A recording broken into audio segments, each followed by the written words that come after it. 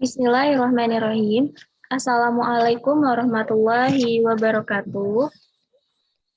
Perkenalkan, kami akan mempresentasikan review artikel. Di sini saya sendiri, yaitu Lufia Rahmadani dengan NIM 18043004. Selanjutnya yaitu Linda Nurwalan dengan NIM 18043003 dan Sariana dengan NIM 18043008. Kami akan mempresentasikan tugas metodologi penelitian, yaitu review artikel yang berjudul The Influence of Native versus Foreign Language on Chinese Subject, Aggressive Financial Reporting Judgment. Baiklah, yang pertama yaitu di bagian pendahuluan. Di bagian pendahuluan, hal yang kami temukan yang pertama yaitu gap atau kesenjangan. Dalam artikel ini, penelitian sebelumnya telah menunjukkan bahwa penilaian etis yang tidak konsisten disebabkan oleh faktor individu, seperti jenis kelamin, kepribadian, agama, nilai budaya, dan kebangsaan, serta faktor organisasi seperti organisasi sistem penghargaan atau sanksi, dan budaya organisasi.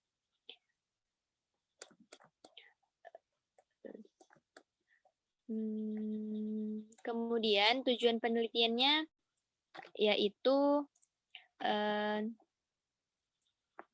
artikel ini meneliti apakah subjek kemungkinan besar untuk membuat penilaian pelaporan konsolidasi yang lebih agresif dengan memasukkan profit making entitas investee dalam pelaporan grup dalam bahasa Inggris daripada dalam bahasa ibu mereka, yaitu bahasa Cina. Kemudian kontribusinya yaitu artikel ini berkontribusi pada literatur dengan memberikan bukti empiris bahwa mahasiswa akuntansi Cina lebih agresif menafsirkan konsep kontrol saat menyediakannya, konsolidasi pelaporan rekomendasi dalam bahasa Inggris daripada dalam bahasa Cina. Temuan dalam artikel ini berimplikasi pada dunia bisnis global di mana kemahiran lebih dari satu bahasa yang dominan dan juga memiliki implikasi untuk akuntansi lintas budaya dan etika bisnis penelitian.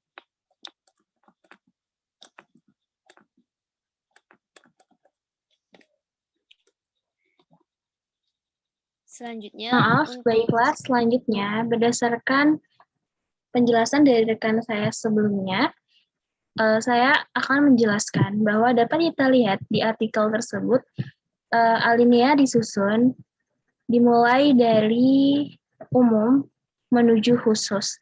Hal ini dapat kita lihat pada contoh paragraf pertama di pendahuluan, di mana peneliti mencoba untuk menjelaskan secara umum faktor apa saja yang mempengaruhi penelitian etis secara kontekstual.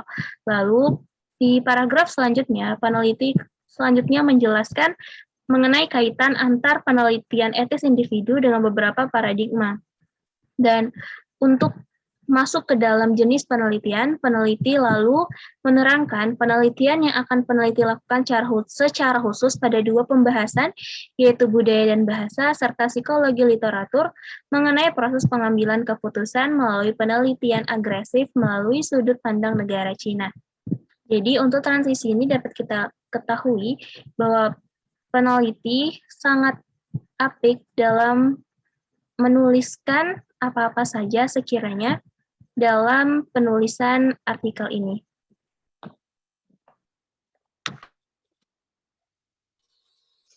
Oke, baik. Mungkin lanjut ke pembahasan selanjutnya, yaitu mengenai teori dan hipotesis. Nah, dari artikel ini, pengembangan teori didasarkan pada dua bidang penelitian, yaitu budaya dan linguistik, dan literatur psikologi tentang penilaian dan keputusan pembuatan. Dengan memanfaatkan literatur budaya dan linguistik, kami memprediksi bahwa ketika berkomunikasi dalam bahasa Mandarin, individu lebih banyak untuk menjalankan penilaian etis mereka yang selaras dengan nilai-nilai budaya inti mereka. Begitupun sebaliknya, saat berkomunikasi dalam bahasa Inggris, mereka lebih cenderung dipengaruhi oleh nilai-nilai budaya yang tertanam dalam bahasa Inggris. dalam konteks pelaporan keuangan konsolidasian, itu benar diharapkan saat berkomunikasi dalam bahasa Cina. Subjek lebih cenderung untuk mematuhi aturan dalam menafsirkan konsep kontrol. Oke, lanjut untuk penurunan hipotesis. Untuk hipotesis umumnya itu, atau hipotesis utama, subjek Cina cenderung lebih agresif dalam menjalankan penilaian mereka pada konsep kontrol untuk memberikan rekomendasi pelaporan konsolidasi di Inggris daripada dalam bahasa Cina sederhana. Kemudian secara khusus, hipotesis pertama yaitu subjek bahasa Mandarin lebih cenderung merekomendasikan termasuk entitas penghasil laba dalam grup melaporkan dalam bahasa Inggris daripada bahasa Cina sederhana. Kemudian untuk hipotesis kedua itu subjek bahasa Mandarin cenderung tidak merekomendasikan entitas investi yang merugi dalam grup melaporkan dalam bahasa Inggris daripada dalam bahasa Cina sederhana. Oke, mungkin bisa langsung dilanjutkan. Selanjutnya yaitu desain riset. Di sini jenis investigasinya yaitu kausal karena terkait dengan hubungan sebab akibat. Kemudian tingkat intervensi penelitinya minimal atau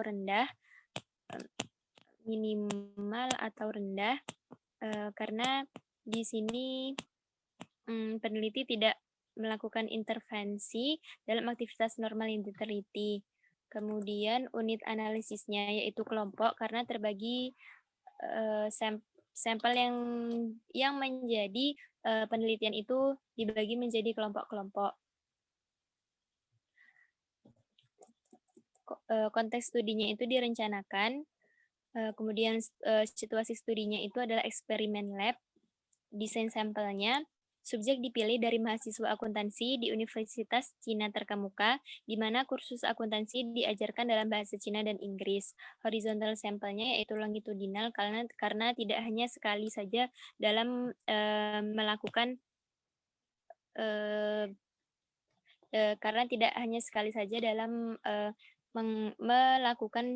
pengambilan sampel tersebut. Selanjutnya nomor 5 dipersilakan. Oke, selanjutnya dalam artikel ini ditemukan bahwa untuk variabel penelitiannya itu, untuk variabel dependennya itu berupa rekomendasi untuk memasukkan atau mengecualikan tonnage finance dalam grup pelaporan. Kemudian untuk variabel independennya itu bahasa file instrumen penelitian Inggris atau Cina sederhana. Kemudian untuk menguji apakah respon masing-masing subjek berbeda dalam bahasa Inggris dan Cina sederhana, tes chi-square itu digunakan tes chi-square x kuadrat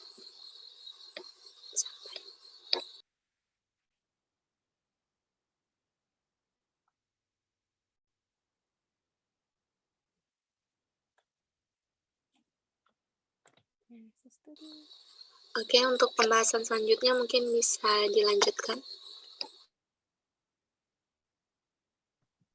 Baik.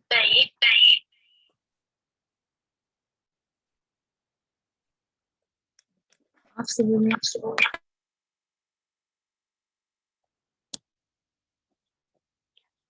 Baiklah, nomor 6 yaitu tentang hasil diskusi, hasil atau diskusi dari dalam artikel. Untuk menguji hipotesis, peneliti menerapkan 292 dalam subjek dan percobaan acak antara subjek sejak kesimpulan pengaruh tentang sebab dan akibat penting dalam penelitian tersebut. Selain itu, desain eksperimental ini memungkinkan peneliti untuk membuat pengaturan eksperimental yang mungkin dilakukan oleh subjek pertemuan di dunia nyata. Secara khusus, dalam subjek desain eksperimental dimanipulasi atas dasar bahasa instrumen penelitian, Inggris atau bahasa Cina sederhana. Kemudian, situasi eksperimental antar subjek dimanipulasi atas dasar kinerja keuangan entitas investi yang mengacu pada entitas investi menghasilkan keuntungan yang signifikan atau kerugian yang signifikan dalam periode pelaporan. Subjek dipilih dari sarjana tahun terakhir mahasiswa akuntansi di Universitas Cina Terkemuka, di mana kursus akuntansi diajarkan dalam bahasa Cina dan Inggris. Kriteria berikut digunakan untuk memilih subjek. Pertama, subjek harus menjadi penutur asli Cina dan dididik Cina. Bahasa resmi di sekolah-sekolah di Cina adalah SIM bahasa Mandarin. Dengan demikian, subjek mampu memahami instrumen penelitian dalam bahasa Cina sederhana. Kedua, subjek harus lulus tes bahasa Inggris perguruan tinggi atau CET. Dan 4, CET wajib bagi mahasiswa universitas di Cina. Persyaratan kosakata untuk CET Band 4 adalah 4.000 kata. Subjek yang lulus CET Band 4 dan telah memenuhi persyaratan bahasa untuk memahami instrumen penelitian dalam bahasa Inggris. Ketiga, subjek harus menjadi terdaftar di akuntansi profesional sarjana gelar dan saat ini sedang mengikuti kursus audit yang merupakan mata kuliah wajib terakhir untuk gelar mereka di universitas pilihan. Baik, setelah penjelasan sebelumnya, perlu kita ketahui sering sekali teman-teman yang akan melakukan penelitian sering sekali dibuat kebingungan untuk menulis abstrak dan kesimpulan dalam sebuah karya ilmiah. Nah, di sini kami akan coba untuk memberikan trik singkat cara membuat abstrak dan kesimpulan dalam sebuah karya ilmiah. Seperti yang kita ketahui, menulis abstrak sebenarnya cukup mudah, sebab abstrak ditulis dengan bahasa yang singkat, padat, dan jelas. Namun, sebagian orang mengalami kesulitan dalam menulis abstrak. Nah, sebelumnya teman-teman pasti sudah tahu kan, abstrak ini memiliki fungsi untuk memberikan gambaran informasi bagi pembaca mengenai isi dari suatu karya ilmiah yang sudah dibuat, mempermudah pembaca memahami inti dan isi dari sebuah karya ilmiah. Jumlah dari abstrak ini bervariasi, namun normalnya untuk jumlahnya itu sebanyak 250 kata. Juga ada beberapa yang menyarankan itu di antara 150 sampai 250 kata. Abstrak memiliki struktur penulisan menggunakan font Times New Roman dengan spasi berjarak 1 dan menggunakan bahasa Indonesia ataupun dengan bahasa Inggris, sesuai dengan ketentuan-ketentuan yang berlaku. Nah, apa saja sih yang harus kita masukkan di dalam abstrak sehingga hal ini dapat memudahkan kita dalam menulis? Yang pertama yaitu abstrak harus memuat judul penelitian, rumusan masalah, latar belakang, dan tujuan penelitian. Lalu kedua, abstrak juga harus memuat metode penelitian, teknik analisa data, dan landasan teori. Lalu yang ketiga, abstrak juga harus membuat hasil atau kesimpulan yang diperoleh dari penelitian yang sudah dilakukan. Nah, untuk memudahkan kita dalam menulis abstrak, abstrak harus ditulis di akhir setelah kita menyelesaikan penulisan karya ilmiah. Abstrak ini ditulis harus sesuai dengan fakta dan data yang sudah diteliti. Baik, selanjutnya yaitu untuk kesimpulan. Seperti yang kita ketahui, setiap karya ilmiah pastinya memiliki kesimpulan dari seluruh hal yang terkait dengan penelitian yang dilakukan. Tetapi para peneliti masih bingung nih, bagaimana cara mengetahui membuat kesimpulan yang baik dan sesuai dengan apa yang diperlukan. Baik, untuk mempermudah penulisan kesimpulan, kita dapat menggunakan teknik generalisasi, yaitu merupakan salah satu teknik di dalam cara membuat kesimpulan. Baik, untuk teknik generalisasi ini kita coba untuk membaca karya ilmiah kita dari awal hingga akhir, lalu kita fokus utama dalam teknik ini yaitu membuat kesimpulan dengan menarik satu kesimpulan umum. Hal ini kita peroleh setelah kita membaca dan kita menganalisa fakta dan data yang telah kita buat atau kita teliti sebelumnya. Kemudian, untuk kesimpulan ini harus sesuai dengan jenis penelitian kita, sehingga dalam menentukan kesimpulan dalam karya ilmiah, kita tidak mengalami kesulitan lagi. Seperti itu. Nah, cukup sekian presentasi dari kelompok kami. Lebih dan kurang kami mohon maaf. Semoga presentasi pada hari ini dapat bermanfaat.